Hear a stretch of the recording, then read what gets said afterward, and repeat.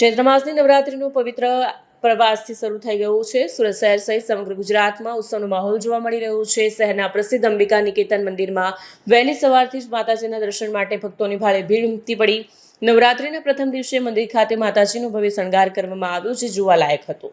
વહેલી સવારથી વાગ્યાથી જ 4 વાગ્યાથી મંદિરના દરવાજા ખોલી દેવામાં આવ્યા. ભક્તોએ માતાજીના દર્શનનો લાભ લીધો. સવાર પડતા જ ભક્તોની સંખ્યામાં ભારે વધારો થયો અને મંદિરની બહાર દર્શનાર્થીઓની લાંબી કતારો જોવા મળી. નાના બાળકોથી લઈને વૃદ્ધો સુધી બધામાં માતાજીના દર્શન માટે અપાર શ્રદ્ધા અને ઉત્સાહ જોવા મળ્યો. મંદિરના પૂજારીએ જણાવ્યું કે ચૈત્ર નવરાત્રિનો આ પહેલો દિવસ છે અને આજથી 9 દિવસ સુધી મંદિરમાં વિશેષ પૂજા અર્ચના કરવામાં આવશે. માતાજીનો શણગાર પણ દરરોજ બદલાશે. ભક્તો માટે ખાસ વ્યવસ્થા કરવામાં આવી છે. ચૈત્ર નવરાત્રિ દરમિયાન મોટી સંખ્યામાં લોકો 9 દિવસ સુધી ઉપવાસ પણ રાખે છે.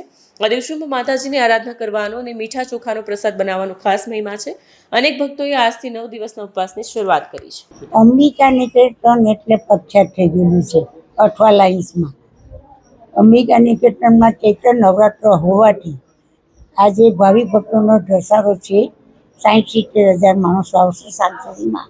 અને ગરમીની હિસાબે અમે મંડપની રચના કરવામાં આવી છે. પાણીની સુવિધા કરવામાં આવી છે. ગરમી વધારેની લાખો પંખા ફુવારા મૂક્યા છે, પંખા મૂક્યા છે. ભાવિ ભક્તોમાં કોઈ બીમાર પડી જાય, ચક્કર આવે તો ડૉક્ટરની પણ સગવડ કરવામાં આવી છે. ને બધો લોકો શાંતિથી માતાજીના આશીર્વાદ લઈ ઝડપથી આગળ વધે, આશીર્વાદ લઈને જ જાય છે. અને ફૂલની પાકડી ચડાવે છે, એ સેવાના કાર્યમાં વપરાય છે.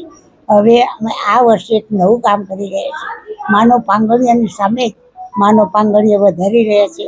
ભાવિકો ખાલી 11 રૂપિયા અમે રાખ્યા છે, તો ભાવિકો તો ઓનલાઈનથી પણ આપી શકે છે.